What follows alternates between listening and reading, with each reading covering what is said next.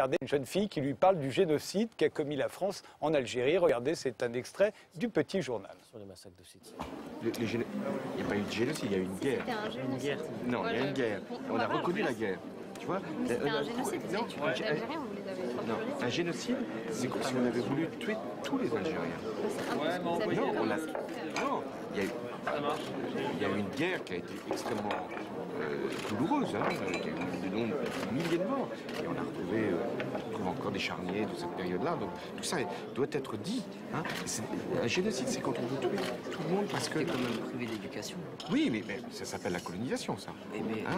Et donc la guerre coloniale, la guerre de décolonisation, elle a été menée et c'était très important que vous puissiez avoir cette fierté-là. Et c'est intéressant parce que vous êtes français et en même temps vous êtes attentif à ce que l'Algérie puisse être reconnue pour ce qu'elle a souffert. Mais vous êtes le président, monsieur. Oui. Vous devez reconnaître l'importance de l'éducation. Bien sûr, l'éducation, c'est quelque chose, c'est une valeur qui est importante.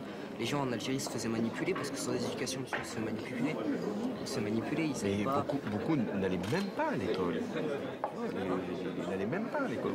Vraiment de façon très brève. C'est ça qui s'est produit. Et néanmoins, ça ne les a pas empêchés de se révolter et d'arracher leur indépendance. Donc, après, le plus difficile, ça a été, c'est ce qui se passe maintenant depuis des années, c'est la reconstruction, c'est de faire que l'Algérie puisse se développer, connaître elle aussi le pluralisme. Ça n'a pas été facile hein, pour le pluralisme en Algérie.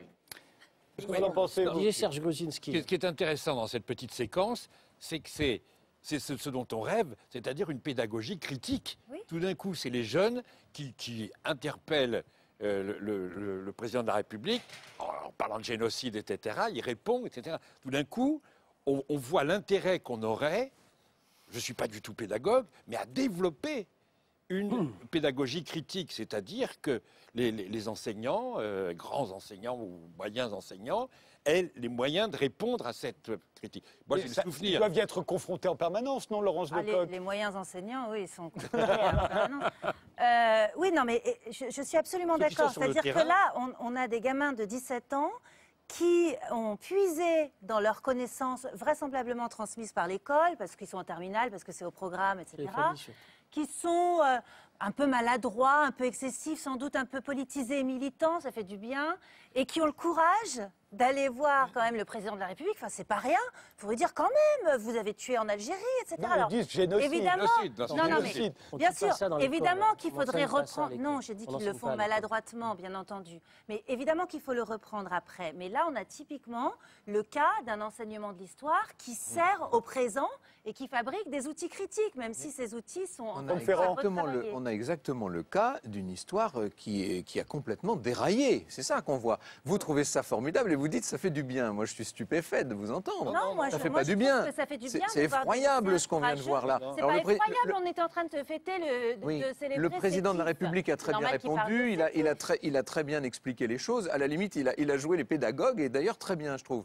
Mais enfin, de voir ces enfants avec cette espèce de feu qui les anime, partir sur ces chemins de traverse et s'en aller avec de faux concepts pour attaquer sur de fausses notions, moi je ne trouve pas ça bien du tout. Si c'est ce que vous appelez... S'ils avaient pris un autre thème, je ne sais pas, Louis XVI décapité, on a décapité un roi avec passion.